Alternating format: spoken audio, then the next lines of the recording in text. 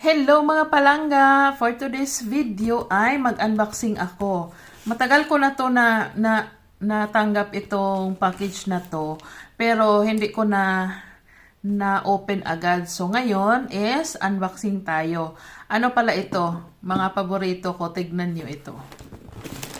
Yan siya. Oh. Ayan. Kasi matagal na akong hindi naka-order nito, mga 2 years ago na ata.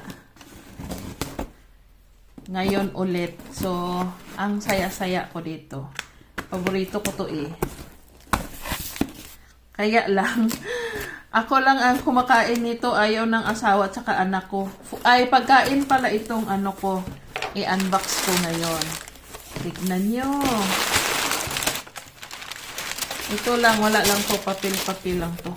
Oh, meron silang libreng libreng candy. Andito na yung gustong-gusto ko talaga to. Ayan, ako na ipakita. Tapos ito, pang rice toppings. Kung nakikita nyo yung mga food ko, may mga toppings. Ito yon. Ito, rice toppings ito. Tapos, snacks. Japanese pala ito. Japanese siya. Snacks siya. Pang snacks. Pang weekend snacks. Kasi dito kasi pag kumakain ng mga snacks or mga chips is during weekend lang siya. Ayan.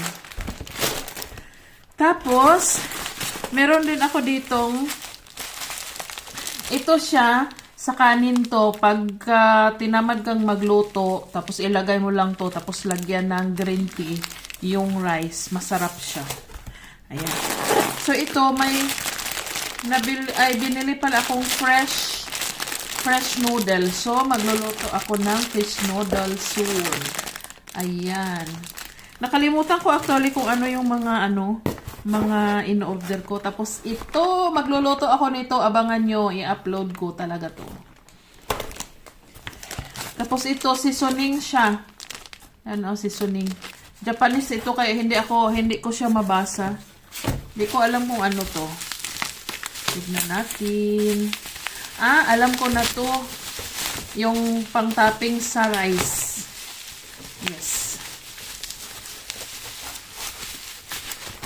Ayan, pang-topping sa rice.